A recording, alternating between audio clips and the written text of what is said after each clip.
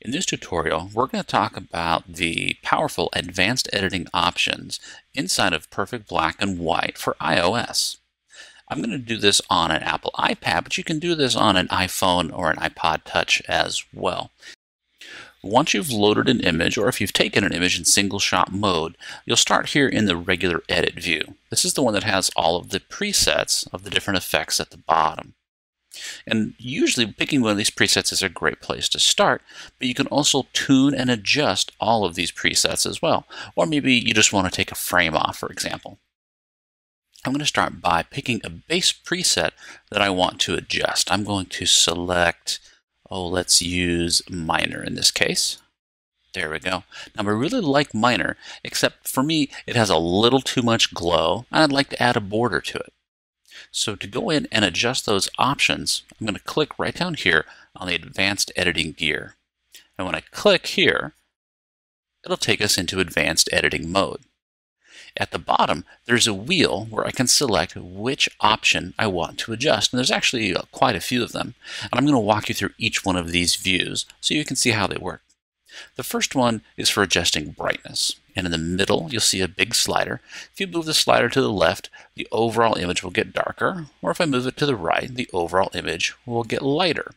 But there's a lot more control than that. You'll notice on the left-hand side, there's an icon for brightness. Anytime you see an icon on the left, that means there's more options for the thing that we're adjusting. So if I click on that, a little pop-up menu will come up, and I have options for global brightness. I can affect just the shadows, just the highlights, just the blues in the image, just the greens in the image, or if my image has skin or flesh in it, I can adjust the brightness of skin. I'm going to show you how a couple of these work. Let's select the shadow option. So now I'm only adjusting the brightness of just the shadow areas. So if I move the slider to the left, the shadow tones, and only the shadow tones, will get darker. So this is great if I want to create more drama. But if I go the opposite direction, if I bring it up, I can brighten up deep dark shadow details and reveal information in the shadows that would normally be lost. The same thing happens when I go into the highlight option. If I go to the left, those highlights are going to become darker, and I can actually bring detail into subtle highlight areas like the clouds. And if I went to the right, the opposite will happen. Those highlights will brighten and will actually start to blow out if I go really far, so I can create a high-key, dramatic look. In this case, I want to have a fairly soft contrast range, so I want to have lots of details in both my highlights and my shadows. To change the option you're working on, just spin the wheel. So I'm just going to spin the wheel and move to contrast. Contrast is a simple slider. If I move it to the left, the image will decrease in contrast, and I move it to the right, we'll get more contrast.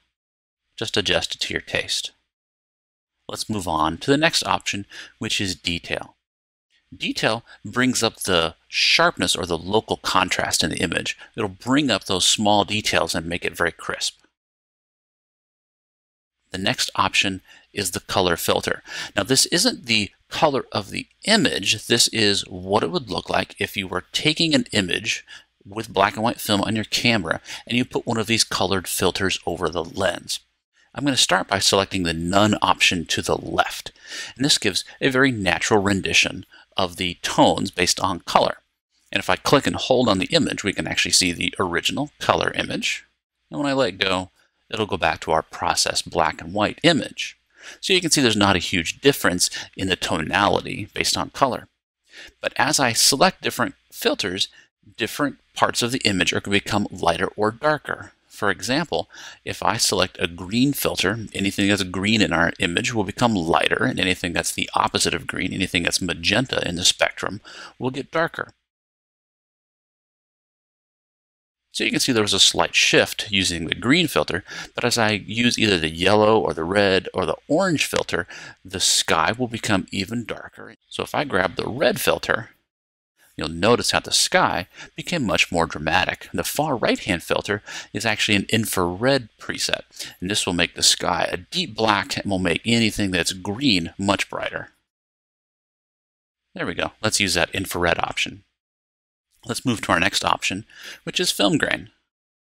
With film grain on the left, there's a pop-up where you can select how much film grain you'd like. If you want no grain at all, select the 100 option, and this will turn film grain off. You then have options for 400, 800, or 3200 speed. And this is simulating different speeds of film. The higher the number, the more prevalent the grain is going to be. So for example, if I select the 3200 option, and we take a slider and we turn it all the way up to select the maximum amount of grain, you see how we pick up quite a bit of grain in the image. I'm going to go ahead and turn this all the way off so you can see before and after. So there's our image with no grain,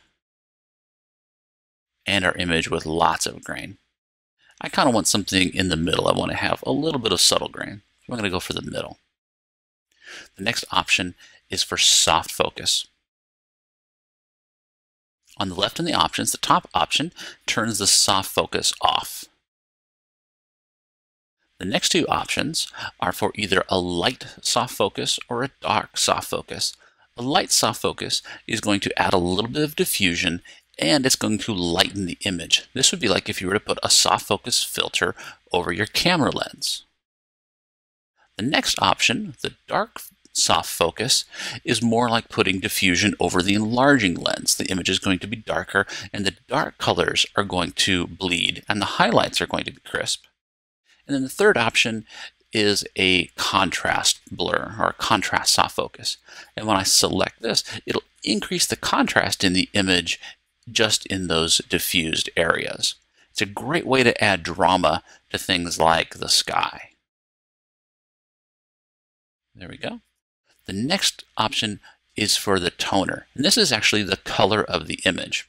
If we were to pop up the toner option and select the top one, the none option, we'll get a very classic black and white look where there's no color in the scene at all.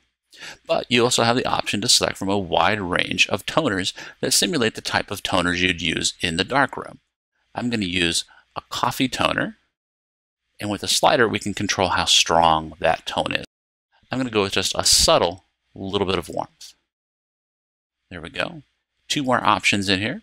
The next is for a vignette. A vignette will darken the edge of the image to focus your eye on the middle. And there's three options. The first is off, or no vignette at all. The second is a round vignette.